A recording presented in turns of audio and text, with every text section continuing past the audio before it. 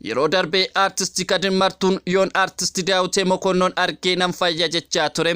Artistii Daawitee Mokonnonis akka wal argan waadaa seenee ture. Artistoonni jaallatamoo fi kabajamoo kun yeroo ammaa maalirra jiru? Dhuguma wal arganii jiru moo hanga ammaa wal hin argine kan jedhu kunooti. Hanga xumuraatti dhaggeeffadhaatii dhugummaasaa mirkaneeffadha. Akkam jirtu hordoftoonni Eebaa Broadcasting. Warreen maatii keenyan ta'een ammuma subscribe gochuun mallattoo bilbilaa tuqa. Komentii jalatti yaadaaf qabdannuuf kaa share gochuun hiriyoota keessan bukkee geessisa. Egaa meedursaa artistii Kadir Martuu fi Daawitee Mokonnon eenyudha kan jedhu duraa duubaan isiniif dhiyeessina.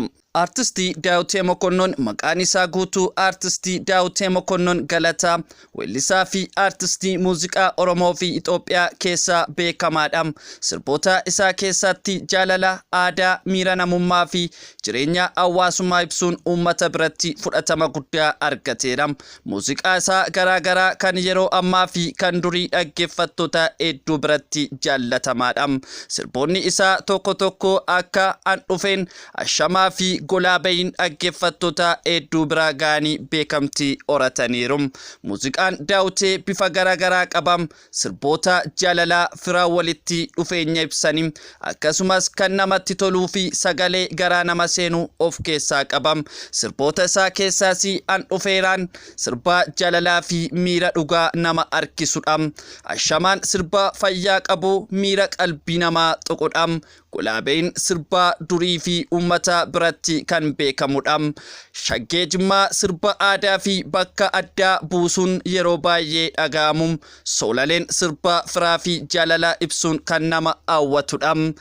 Daawiteen sagalee bareedaa fi miira garaa nama seenuu qabuun dhaggeeffattoota harkaatii fudhata.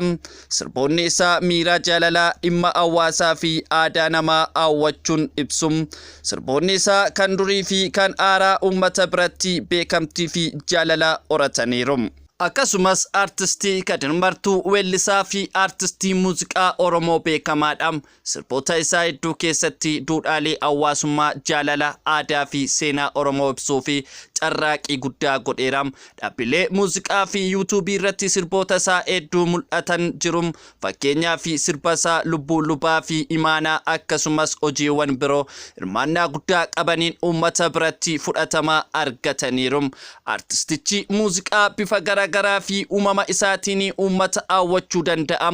Akkasumas dhaloota haaraa keessatti sirboota isaa tamsaasa dijitaalaa fi viidiyoo irratti babal'isuun beekamtii horataa jira. yuutuubii fi sagantaa muuziqaa adda addaa irratti viidiyoowwan isaa ni argamu. Waan sirboonni isaa yeroo dheeraaf nama hawwatan agarsiisu. Sirboota isaa keessaas lubbuuf lubaan sirba jaalalaa fi jireenya gidduu garaa nama seenu kan nama hawwatudha. Imaanaan sirba dhugaa fi amanamummaa ibsu muuziqaa miira namaa tuqudha. Armeen sirba haadhaa fi jecha jaalalaa gidduu ibsu hawwataa fi hiriyyaa namaa ta'udha. Sirboonni isaa jaalala, hawwii fi aadaa ibsuudhaan dhaggeeffattoota hunda harka hirmaatan godha. Aadaa Oromoo fi miira hawaasaa calaqqisiisu jechoota bareedaa fi sagalee nama harkisuun dhaggeeffattoota hedduu booji'a. Egaa yeroo ammaas artistoonni kun lamaan waliin argine. Kanaafiyyuu oduu miidiyaa hawaasaa irratti wal arganiiru jedhu guutummaatti sobadha. Egaa oduulee biraa fi qophii keenya hordofaan affeerraa keenyam subscribe gochuu hin dagatinam. Galatoomam.